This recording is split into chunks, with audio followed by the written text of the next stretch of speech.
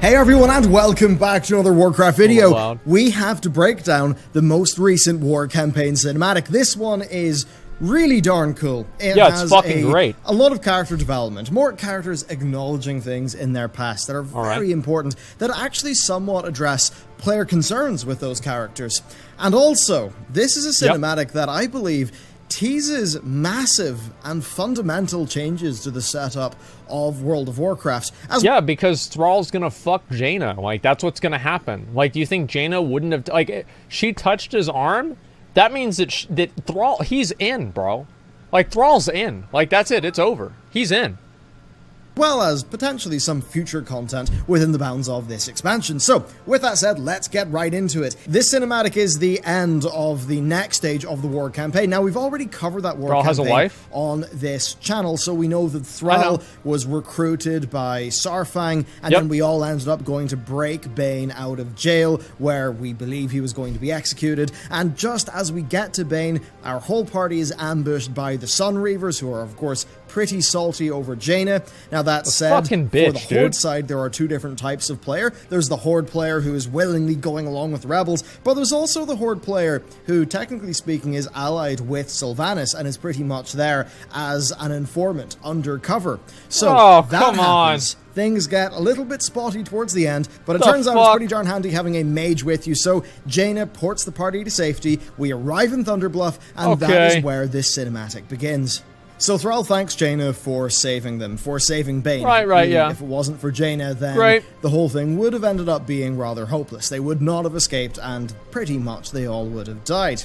Jaina says that she could not let Bane die. Of course, from Jaina's perspective, Bane got in this whole situation to save her brother. Thrall agrees, saying that he also couldn't stand idly by while Bane died because, well, from Thrall's perspective, he let Cairn die, right? That's Bane's father, and... He didn't let him die. Like, Thrall, that's not his fucking fault. It's not even Garrosh's fault. It's that conniving bitch Magatha Grimtotem that poisoned Garrosh's blades. It has nothing to do with Thrall. Like, Thrall's fucked up a lot of stuff, but it was not his fault at all.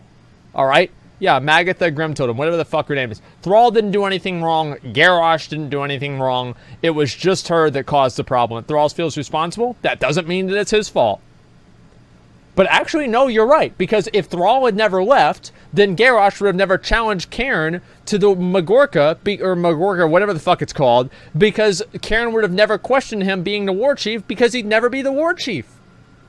Wait, yeah, it is Thrall's fault. Wait, what the fuck? We just turned that around. Holy shit, okay.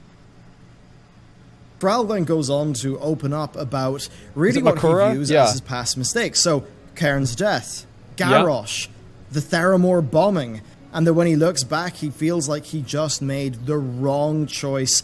You should have never left, Thrall. With his actions. Should have never left. This is, of course, a feeling that Jaina empathizes with, saying that they both have blood in their hands. Yeah, because you killed your dad. Perspective, well, betrayed your dad. She did do the whole purge of Dalaran, which was rather overzealous. No, it wasn't. That was fine. Pointed out to players in the war campaign as the people who Sylvanas gets to ambush the rescue party for Bane. Well, they are Sunreavers who experienced the purge of Dalaran, where Jaina did end up offing a lot of innocent people, which obviously was not really it's the way it goes, you know? She was justifiably angry at what some of the Sunreavers had done. And really, before I move on with the rest of the analysis of this cinematic, there's a lot of meta stuff going on here, because when Thrall says all of those things, well, they were fairly controversial decisions at the time from the perspective of players. The death of Cairn, that really ticked people off. That made me mad. It felt like a real waste of a classic character from Warcraft 3. It sure was. Kind of just dying off screen with it not really meaning that much. They didn't even have a cinematic for that shit.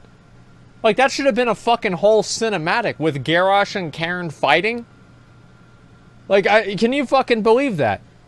And like, he was like one of the biggest guys. I remember like logging on the patch. Oh, Cairn's dead. Wait, what? What? Yeah, surprise. And then with Garrosh, well, I think the Garrosh plot is its own thing, but Thrall's involvement of that, the way it felt like Thrall just sort of shirked responsibility, and the way that he then pretty much just left and did his shaman stuff and ended up being, you know, the whole joke of Green Jesus, you know, he ends up doing that, and then he kind of just leaves. Now, a lot of you know, a lot of what we see feels a bit more like old school Thrall, and when you Fuck see yeah, a it cinematic does. like this, he pretty much is saying that he feels like he made the wrong decision, and those are decisions that most players, I think, view as really the decisions that kind of torpedoed Thrall as a good character in the game. This is why I played on Thrall server, because he was a fucking badass. Like, Thrall was awesome back in the day. Like, if you go and look at it, I mean, the character model basically is all that you need to see. Like, the old Thrall character model was like this big badass beefy orc. And then he turned into this, like, shaman that's like the weird dad or something like that.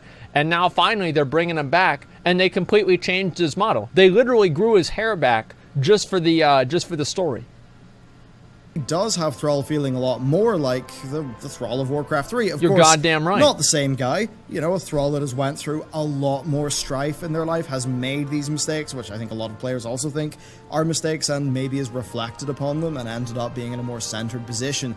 I think this is setting the stage for a Thrall who will be a lot more familiar to the old school World of Warcraft players. And I speaking fucking of hope that, so. well, Holy that's where this shit, I cinematic fucking kind hope of so. goes on to. So they pretty much say, you know, Thunderbluff will be the next Teldrassil. Siege of After Thunderbluff. It's been so obvious that all of these key characters have Patch slowly betrayed 8.4. Sylvanas, they've worked for the Alliance, the Tauren are probably public enemy number one, now that surely Sylvanas will hit Thunderbluff and take them out. And this is where Jaina says something that ends up being very important, that at one time, her and Thrall stood side by side and defended Mount Hyjal. That's true. When they did that, those were the fucking that world days. tree did not fall, as Teldrassil did. And Thrall kind of exhibits a bit of skepticism at that. Yeah, dude. And it's a skepticism that a lot of players feel. Thrall says that we've been at this crossroads before. The Alliance and the Horde have worked together before many times, but it always goes south afterwards. The alliance between the Alliance and the Horde never lasts. The war keeps on going. Well, yeah, how are you going to get the right next to be expansion a little out? bit, not suspicious of Jaina or anything like that, but he's right to be like a bit depressed about the idea that here, him and Jaina they get along together, they can talk, yet for some reason their sides always end up coming into conflicts. And that is something that a lot of players feel. When we all banded together in the Legion expansion, of course that's when the Alliance and the Horde were really pretty wrecked, and they were pretty busy defending their own territory, so it fell down to the class orders to do most of the heavy lifting. Well, when that happened, a lot of players were sort of suspicious, being like, yeah, well, you know what, we've worked together before, it just doesn't mean anything. And I think that's really what this cinematic is actually hitting on in multiple places with the words that Thrall spoke.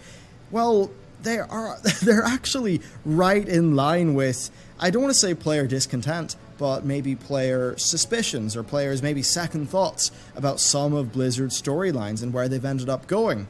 And So Thrall's basically the player base, and the player base is like, okay, we're gonna do this one again, alright. It's only been a couple years, let's bring it back on around.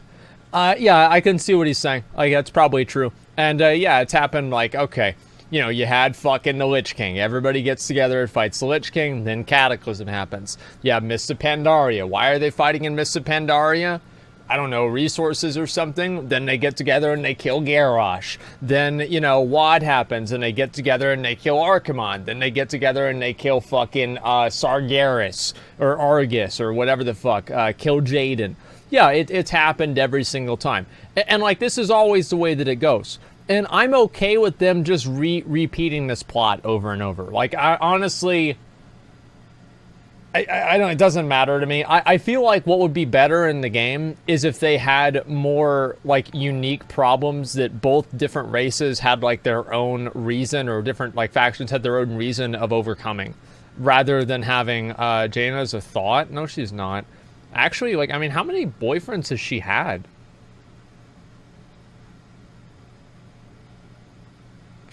Never mind. Yeah. So there's Kael'thas, Arthas, Kael'thas,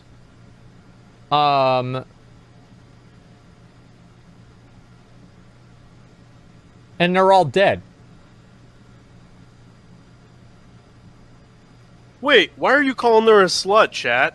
I didn't say she's a slut. I didn't say you were. I said Okay. chat is. Why are you... What's wrong with you guys? Women can't have boyfriends?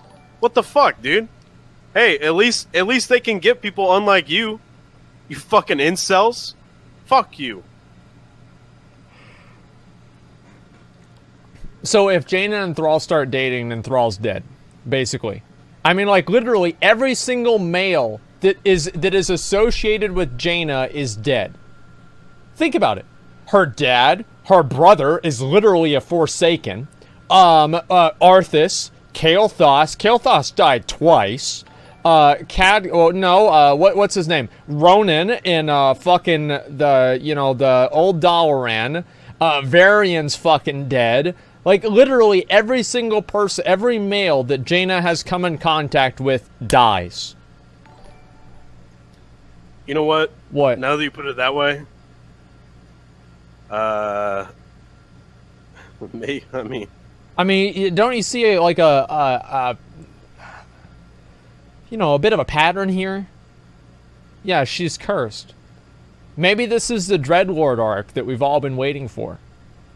And it's all just been happening right in front of our eyes, but no one was smart enough to see it.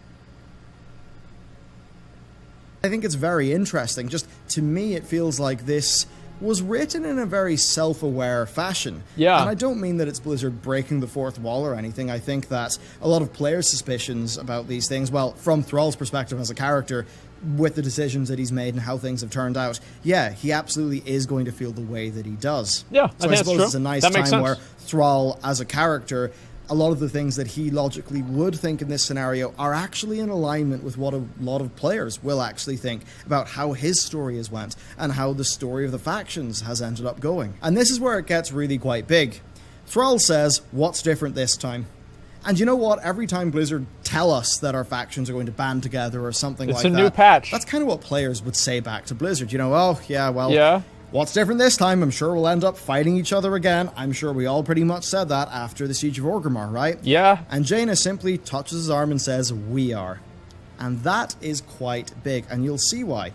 Now, she then decides that she has to go, she has to tell Anduin what's happened, and Saurfang turns to her and says, "Tell your king that he is not alone." That makes it very clear that this new Horde is directly allied with the Alliance, and at least insofar as deposing Sylvanas and ridding the world of all of this war goes, Saurfang, Bane, Thrall, the Alliance, they all pretty much are going to be working together. And this is really what takes us on to the reason why I decided to record this video, and that is the broader implications and what I believe that Blizzard are sort of hinting at with this. And I am cautious to read into things too much, but just given how almost meta-aware so much of this stuff was, and how Thrall really, he sounds like a suspicious World of Warcraft player, doesn't he, in this cinematic? Should I resub? So given all of that... Maybe that's it. You know, we got like a 3-day free trial back to Azeroth because he was over in Outland, and he's deciding if he should resub or not, and Jaina's trying to convince him. You know, maybe we can go into that that level of depth there.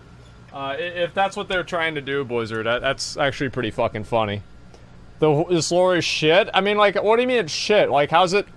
I don't know if it's really shit. I mean, it's not... How much better is it... I don't know. I mean, like, what lore wasn't shit? I think Illidan was kind of well written. Yeah, at the beginning, like... Wait, it's hard really for me to say. It's not that bad, okay? Let me say that. It's not that bad. The problem is that, like, they've just used the same story arc so many times, and I think that's kind of, like, just an outcome of, like, the way the game is structured. So I don't know really what they can do about that. It really does seem like this is the time to read into things just a little bit more. So on that, let's talk about war. Every time the war stops, well, you know, this has all happened before, it's all going to happen again, we just end up back in another cycle of war. Yep. It happened with every single war chief handover. You know, Thrall had little spurts of war happen, he then gives it over to Garrosh, there's even more war, Vol'jin gets it, nominates Sylvanas, even more war keeps on happening. Now, why does this war keep on happening, even in a situation where really, by all accounts, it shouldn't. Because just after Siege of Orgrimmar, you know, Vol'jin and Varian pretty much have their agreement to... Well, they're dead, so who cares? Not be going to war. What happens in the next patch? Oh, they go to war. Ashran. Surprise! So, really, my read into this is one of the reasons why the Alliance-Horde conflict has just been continually perpetuated is that it's built into the format of the game. Yeah. It's just a fundamental part of World of Warcraft. Exactly. Both as a game and gameplay, but also as the setup for so much of its narrative and the world. The Alliance versus the Horde and that struggle, that pretty much is at the core of Warcraft, even though what's it's also Warcraft. The core of Warcraft pretty much not is both sides Friendcraft. being somewhat reasonable and having sympathetic angles to them. And it really seems to me like, you know, Jaina is saying that we're different now. It does make it seem like Blizzard are saying, no, this time when they band together, it's actually going to mean something. It's actually going to last. That makes me think that Battle for Azeroth might actually be the last expansion with just this traditional setup with the Alliance versus the Horde. Now, I don't know what that actually means. You know, I don't know if that means we're going to have life versus death, as some have speculated, or I would love that. That'd be awesome. You have more loose alliances on your, you know, just on a per character basis, and things are a little bit more freeform. It's hard. I don't know if they should do that. I mean, that'd be really fucking big. The last war. I don't know, man.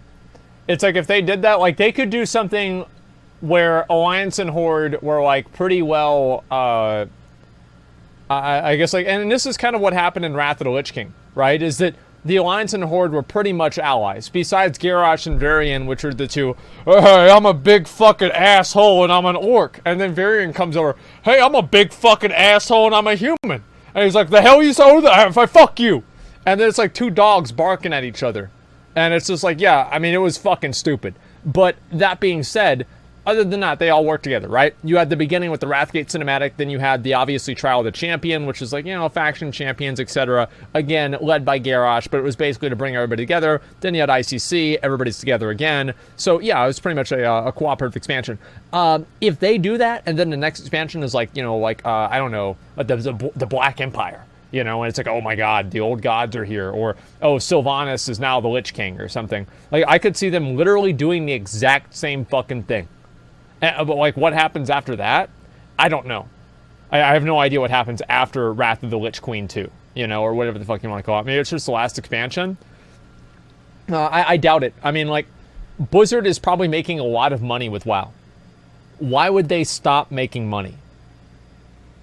Like, I don't know if that would happen. I mean, it could happen. I mean, you never know. In a perfect world, they would actually make it the last expansion. And then they would stop making WoW expansions. They would make Warcraft 4, the new RTS that just completely takes the world by storm. And then use Warcraft 4 to advance the storyline 100 years. And then we have World of Warcraft 2. Like, that's what, I mean, in a perfect world, that's what we would have. Third faction? I don't know if they would do a third faction. Let's finish the video and I'll talk about a third faction idea, though. Hard to tell exactly what that will actually look like, but it does seem to me like this is suggesting a fundamental change in the setup of the game and the setup of the factions. And as much as I may have been suspicious of something like that being done in the past, I actually feel like that might be a revitalizing thing for the game if they were to do it. I feel like now that we're at, you know, 9.0, or 9.0 will be the next one, that might be time for a major change. And that major change could be a lot more than just a new faction system. I've been thinking a lot about the idea of World of Warcraft 2.0. It's something that we've all been talking about for a very long time indeed. Me too. And for me, I've never really thought that WoW 2.0 will be a separate game. I've always just kind of thought it will be, you know, an expansion that is a really major overhaul. Kind of like Cataclysm again, right? And that's really got me thinking lately. So this, to me, suggests the end of the faction paradigm that we've become so used to.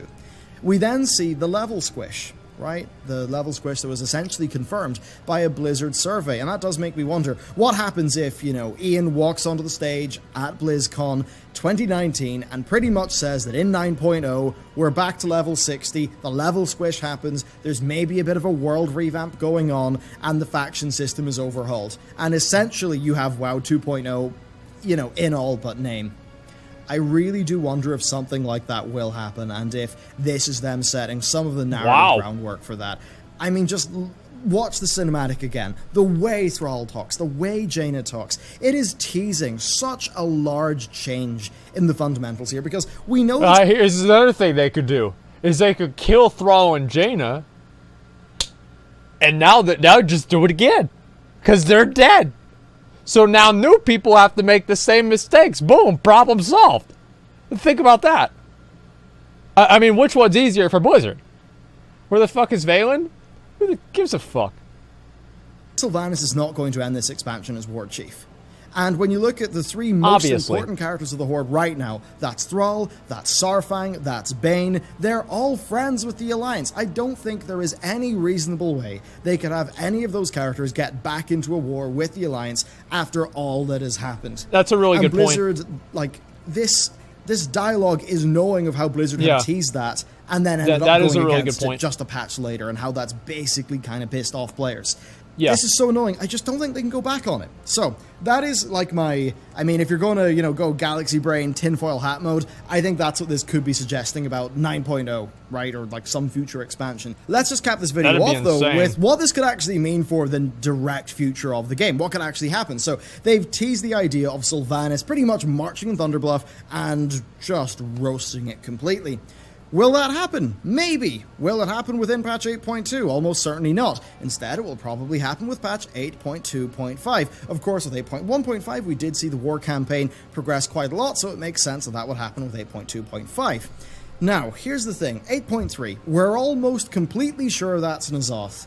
Now, they could subvert our expectations. They could really change that up. Sylvanas could even be involved somehow in that raid. But it pretty much seems like it's going to have to be a major new area, maybe Ny'alotha, and a major new villain. A villain worthy of the end of an expansion, which really is quite a high bar considering we're just off the back of Argus, which was pretty darn major. So, for me, it seems like a lot of this Alliance-Horde conflict has to be resolved within 8.2.5. And I wonder if 8.2.5 therefore will pretty much just be the rebellion, the full Horde rebellion, because what you also will learn as you go through Nazjatar, and this is something that is already... Actually, you'll know plenty of this from the war campaign anyway. That is that Lorthamar is pretty much buddying up with Jaina as well. That Thalyssra is also buddying up with Jaina and does not like where things are going with Sylvanas. What the fuck? We know that Rexxar also does not really like where things are going with Sylvanas. Rexxar always just does whatever the fuck he wants. The one Horde leader who pretty much thought, aye, Bane, chop his head off, was Geira, right? So the leader of the Maghar Orcs. Who gives a fuck about that bitch, dude? The Maghar Orcs were supposed to be There's a dog named Geira. Content patch. They were not supposed to be there at launch. Gives a shit. Blizzard had to reshuffle their plans. And it does make me wonder, you know, with Geira being such a big, seemingly like fan of Sylvanas, if her coming in, being a fan of Sylvanas, sort of being on that side, but also all of the sort of corrupted evil light stuff, if that was planned for 8.2.5 or 8.3, which kind of would have spiced up the themes of these patches a little bit more and maybe would have tied them a bit closer together with 9.0, which I have suspected for a long time will involve the light, the bad sides of the light.